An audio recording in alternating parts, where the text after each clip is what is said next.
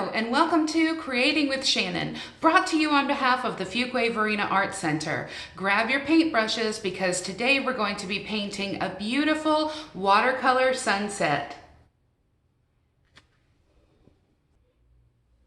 Okay, for today's project, you're going to need some watercolor paper, and I am working on 140-pound cold press paper, and this is a panel that I've cut down to a 4x6 size. I'm also using my sketchbook today, and I've just used some masking tape or washi tape to tape off the area that I'd like to contain my painting in. I'm also using a couple of different watercolors. So this is a Tahoe blue liquid watercolor. I'm also using another liquid. This is pink. And then a gel in a tube. This is cadmium yellow, dark cadmium yellow. I've got a pen. This is going to be my Micron number 5.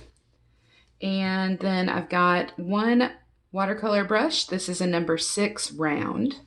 Got a little bit of water, a paper towel, and a palette. All right, so first things first, we want to go ahead and take a look at the composition of our painting. So here we've got a horizon line, we've got the sun, we've got some birds in the sky, and then we've got some beautiful colors that blend together out here in our ocean.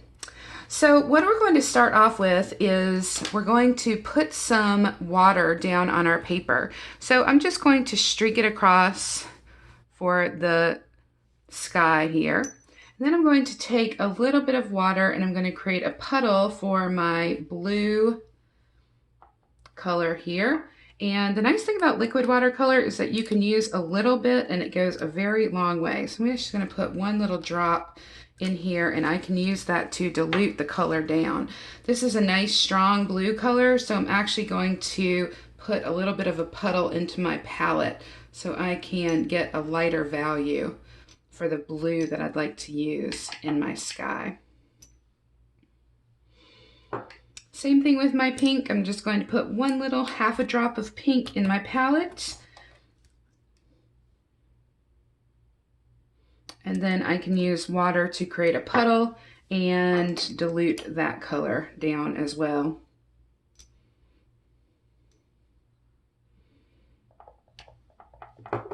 Perfect. And then when you're using gel, the nice thing about gel is that you can just put this into your palette and we can still use water the same way. We're just going to create another little puddle so that we can dilute this color down.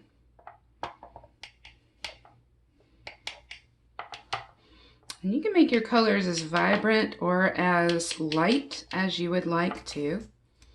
There's no right or wrong. It's your painting. You get to do what you want to do.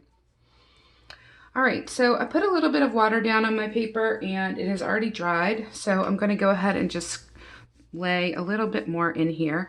I'm going to pick up a tiny little blue on my brush and I'm going to run it right across the water that I just put down. And you see that gives a really nice light blue tint. I'm also going to pick up a little bit of my pink and I'm going to lay that in as well. Now I think that I'd like for my color to be a little bit darker, so I'm going to pull in a little bit more color into my puddle here and I'm going to pull that across. And the tape acts as a very nice border to keep my painting contained and give me a nice crisp border around what would otherwise be a very loose painting. Beautiful. Okay, excellent. So now we're going to pick up a little bit of yellow and we're going to lay in our sun. So I'm going to start with a horizon line. The horizon line is going to be straight. It's going to run all the way across the middle. And then I'm going to just put a nice little semicircle of color here, and that's going to represent my sun. I do not need to put any other color in that. It's going to be a nice white hot ball of sunlight right there in the middle of the painting. And then I'm going to take a wet brush, I'm going to take off just a little bit of that moisture, and I'm going to run it right here along the bottom of my horizon line just to start bringing down some of that yellow color. I'm going to go in and I'm going to put up a little bit more of a concentration of that yellow, and I'm going to pull it all the way around the sun that we just put in. So if you just follow that line, it's going to give you a beautiful bloom of color here. I'm going to pull a little bit out this way and a little bit out this way. Then I'm going to take a little bit of color off my brush, and I'm just going to pull this back up into the sky. Beautiful. All right, while this is still wet, if I wanted to go in and just pick up a little bit more of a concentration of that yellow, I can do that here and then lay it right back in around my sun. And it gives just that gorgeous bloom of color coming off that. Wow, look at that. So beautiful. And look how it just runs right up into the skyline. Excellent. All right, so I'm looking at my painting and I'd really like that blue in the sky to be a bit more pronounced. So I'm going to come in, I'm just going to lay a little bit more color in here, all around where I just did my yellow. Now be careful if you don't want your blue to run down into your yellow and start creating green, then you want to make sure that you keep a little bit of separation between those. I'm also going to bring in a little bit more pink as well. So that's going to make a difference when I get down here into the water. All right, so we've got a nice blue and pink sky. It's got the sunset set into it. It's got some gorgeous color in it right now. And what I'm going to do is I'm going to start bringing down some of the pinks and blues from the sky into the bottom.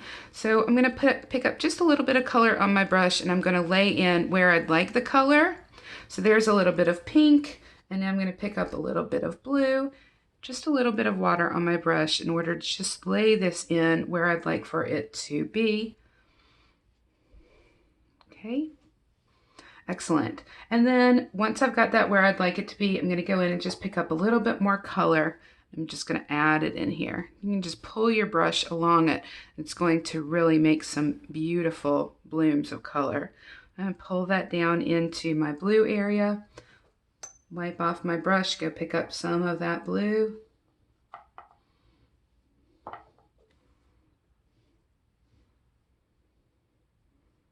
And then lay that right in here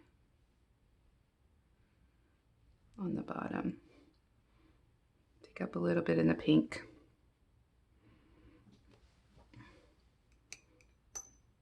Absolutely beautiful. Okay, then you're going to take a look at your composition and just see if there's anything else that you would like to do. I'd like to pull out a little bit of that yellow here, and I'm going to add in one more layer of yellow right around my sun here. There's a little bit of wet still there, so it'll run. Just so cool. And then I think I would like to go in and really redefine my horizon line, because as you see, it's really blended out some in there. But I'm going to encourage us to wait just a little bit to do that until the painting is dry, to be able to lay in a really firm line there. Once it's dry as well, then we can add in the birds that are flying across our sunset. All right, so take a break for a moment and let your painting dry. Again, remember that as you're letting it dry, you don't want to touch it to see if it's dry. You want to hold it up to some light and see if it glistens and shimmers. If it's still glistening or shimmering anywhere, then that means there is still wet in your watercolor. And by manipulating it, you might do some things to your painting that you don't really care for. If you have a heat tool, like I told you in our last video, like this is a embossing tool, a heat embossing tool, and as this dries a little bit, I'm going to let it sit so that there's no little puddles of water that will spread. I can also pull some of those out if I wanted to, and use my heat tool to be able to go ahead and help this speed up the drying process. So let yours dry, then come back, we'll lay in that horizon line, we'll redefine that, and we'll put in our little birds, and then we'll be done. So I'll see you back here as soon as your painting is dry. Okay, so I used my drying tool, and as you see, this is one little area where it was a little bit more wet than what I would have liked it to be in order to use my drying tool. So I'm going to attempt to go in and fix it. I'm going to put a little bit of water on my brush. I'm going to pick up a little bit of blue, and I'm going to dab off some of that excess moisture. I'm just going to go in and feather out those hard lines. Okay. Now, if I've got a little bit of moisture left on the paper, I can go back in and dab it a little bit. But remember, the more that you dab at it, the more that you're going to pick up paint. So be careful. All right, so I'm just coming in with a little bit of pink. I'm going to do the same thing. I go in a couple of different directions, then work towards easing out those lines. I'm not mad at a few lines.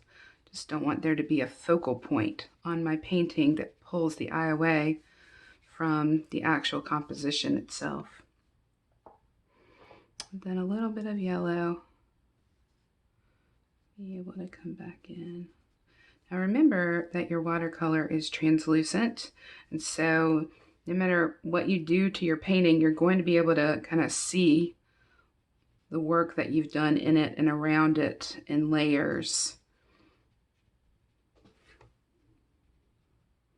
Don't be mad at it. I think it can still be quite beautiful and quite organic in the way that it comes together.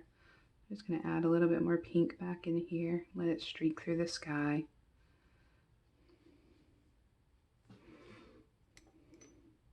That's really pretty, isn't it? It's beach time this summer. Are you a beach person? I am. I love the energy of the water, the beauty of the area. I love the little creatures of the ocean. I love the water birds.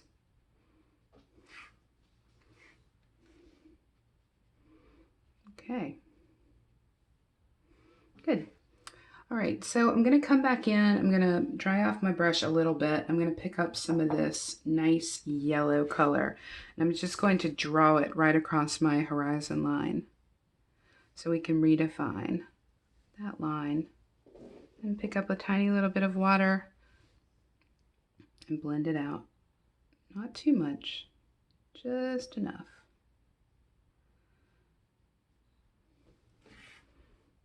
Awesome. Good. Okay.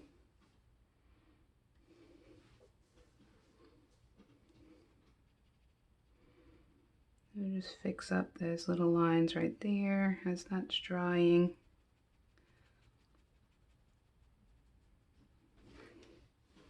Good. And I did end up getting a little bit of green in my sky, didn't I? It's all right. The sky does turn green sometimes.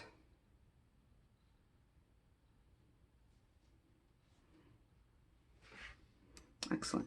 Okay, great. All right, we're going to pause for a moment while that dries, and then we're going to put in our birds. Okay, we can do our birds one of two ways. One is with our ink and the other is with our brush. If you want to paint in your birds, then you're going to want to just use the tippy tip of your round 6, or if you have another smaller brush, that might be easier as well. You're just going to pick up a dark gray color or a black or even a dark brown and simply go in and put in your birds. As a matter of fact, that's what I did on the sample, is I used a small brush and just some light black ink in order to put those in. This, I'm going to use my Micron number 5, and I'm just going to place these seabirds, and it's just going to be as simple as creating a V with curves. That's it. Just suggesting those birds that they're flying off into the sunset looking for their dinner. And that's it. Once again, when you pull off your washi tape or your masking tape, then just pull away from your picture so that if the paper tears at all, which it shouldn't, but sometimes it will, then you're not going to ruin your painting. And just pull this away. And look at that. You're left with gorgeousness. I can't wait to see what you did with your sunset. So please make sure to tag us on your social media. Be brave and share with us, please, at FV, as in Fuquay Varina Arts, and FV Create at Home. I look forward to seeing your projects and look forward to the next time as well. Thanks, and until the next time, keep creating.